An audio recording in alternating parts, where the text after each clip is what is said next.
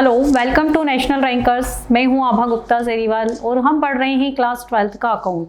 इसमें चैप्टर 7 अंशों के निर्गमन पर किए जाने वाले लेखे। मैंने इसके पहले आपको बताया कि अंशों के निर्गमन पे आपको कौन कौन सी जनरल एंट्रीज करना है।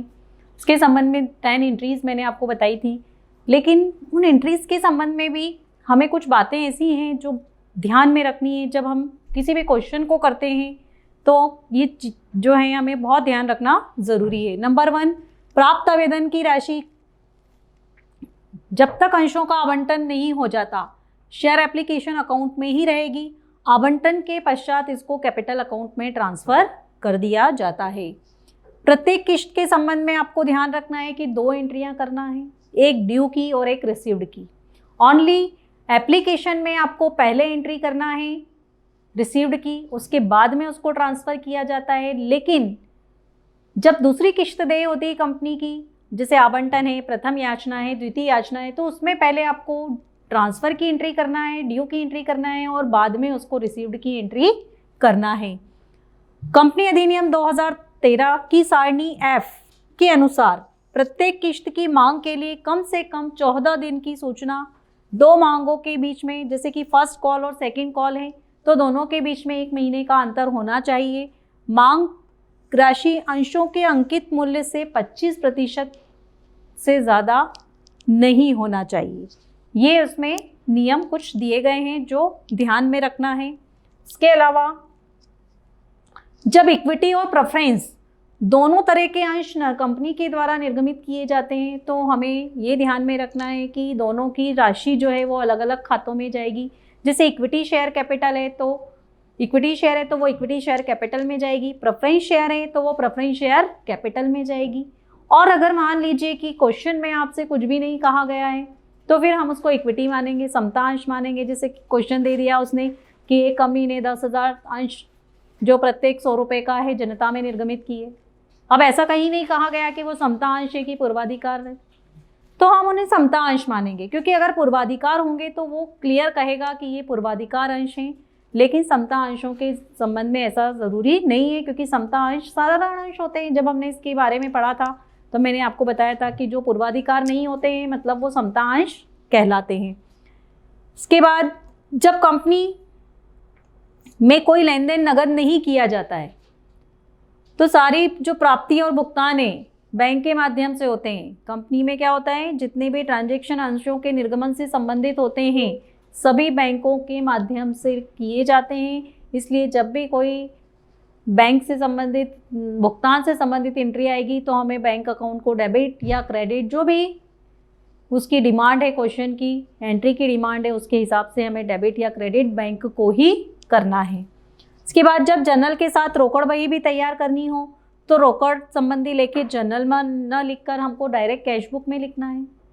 कब? जब डायरेक्ट लेके रोकड़ बही में किए जाते। तो ये कुछ पॉइंट्स हैं जो हमें ध्यान में रखना है। अब संपूर्ण राशि एवं लाभ प्राप्त होना। जब अंशों को विभिन्न याचनाओं के रूप में प्राप्त न करते हुए संपूर्ण राशि एक साथ लमसम प्राप्त कर ली जाती है तो इसके लिए निम्न प्रकार जनरल प्रविष्टि होगी।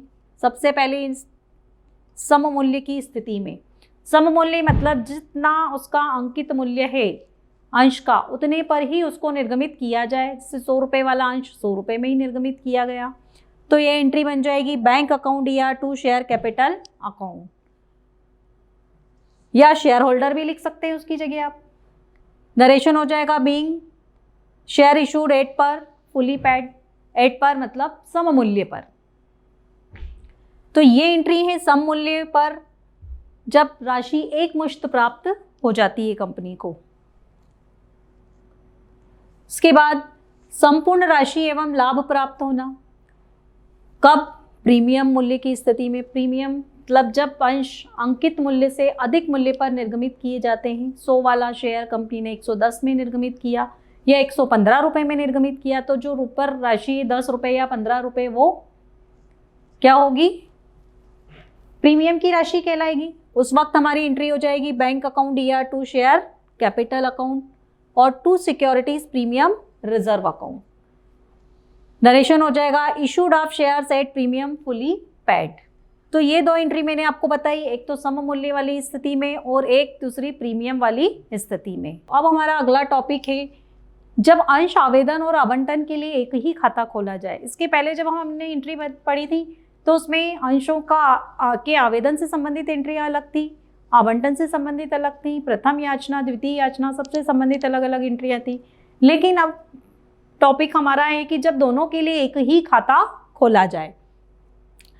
आवंटन बिना आवेदन के संभव नहीं है और बिना आवंटन के आवेदन अर्थहीन है। इस प्रकार ये दोनों अवस्थाएं दोनों एक दूसरे के ऊपर आश्रित हैं। इस तर्क के आधार पर अंशों के आवंटन और आवेदन के लिए अलग अलग खाता न खोलते हुए एक संयुक्त खाता खोला जाता है। तो ऐसी स्थिति में क्या एंट्री करना है? नंबर 1, जब आवेदन की राशि प्राप्त होती है तो bank account ER2 share application and allotment account. कभी कभी क्वेश्चन में ऐसा आ जाता है कि आवंटन और आवेदन दोनों एक ही साथ आ रहा है, तो उस वक्त आपको ये एंट्री करना है, bank account ER2 share application and allotment account. जब आवंटन की राशि एवं आवेदन की राशि एवं आवंटन की राशि देय होती है तो उसकी एंट्री हो जाएगी share application and allotment account ER2 share capital account. Narration हो जाएगा amount due on application and allotment. Number 3, जब आवेदन राशि आवंटन नहीं होने पर वापस कर दी जाती है, लौटा दी जाती है, तो आपको एंट्री करना है share application and allotment account ER2 bank account. जब अमाउंट रिसीव्ड होती है तो बैंक को डेबिट किया जाता है, तो सिंपल सी बात है, जब इसको वापस किया जाएगा तो क्या होगा, बैंक क्रेडिट हो जाएगा और शेयर एप्लीकेशन और अलॉटमेंट डेबिट हो जाएगा। नरेशन हो जाएगा application money return to non allotment, मतलब अंशों का आवंटन नहीं करने से जो एक्सेस मनी थी वो वापस कर दी गई।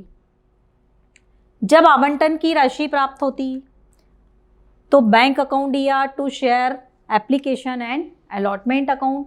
नरेशन हो जाएगा being amount received on allotment. तो ये एंट्रियां थी जब आवेदन और आवंटन दोनों एक साथ किया जाता है कंपनी के द्वारा, तब आपको ये एंट्रियां करनी है। अब अगला टॉपिक है हमारा डीमैट अकाउंट। डीमैट अकाउंट क्या होता है ये पढ़ना है हमको इसमें।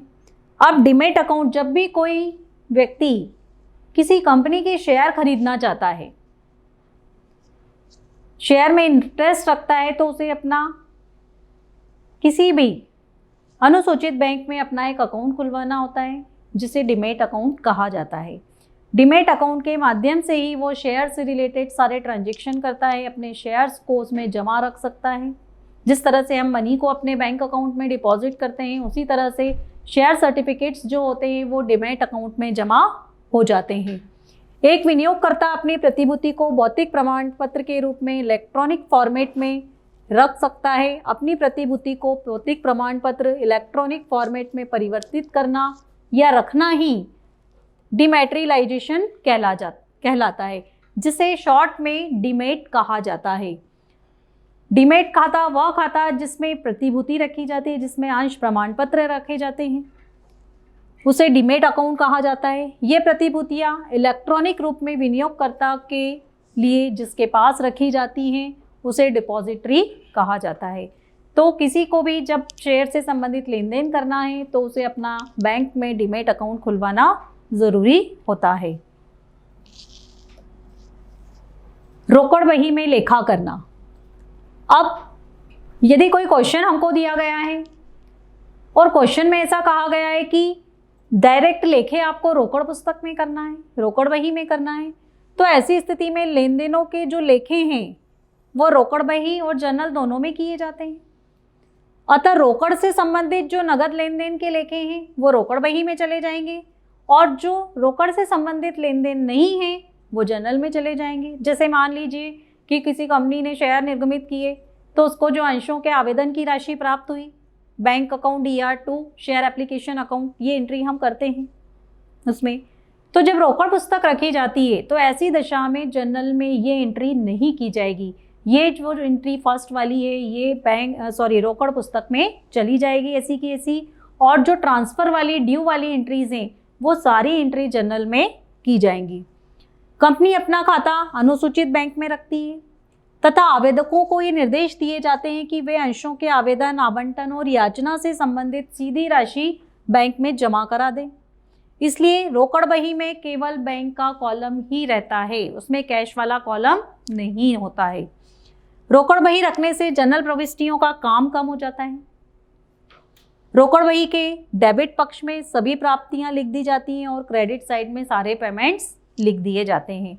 तो ये रोकड़ बही से संबंधित एंट्री जब आपको दी जाएगी कि रोकड़ पुस्तक में लेखे करना है, तो जो रोकड़ से संबंधित एंट्रियां हैं वो हमें कैश बुक में कर देनी है, रोकड़ पुस्तक में कर देनी है, और जो उससे ड्यू और ट्रांसफर वाली जो एंट्रियां हैं वो आपको जर्नल में करना है। Thank you.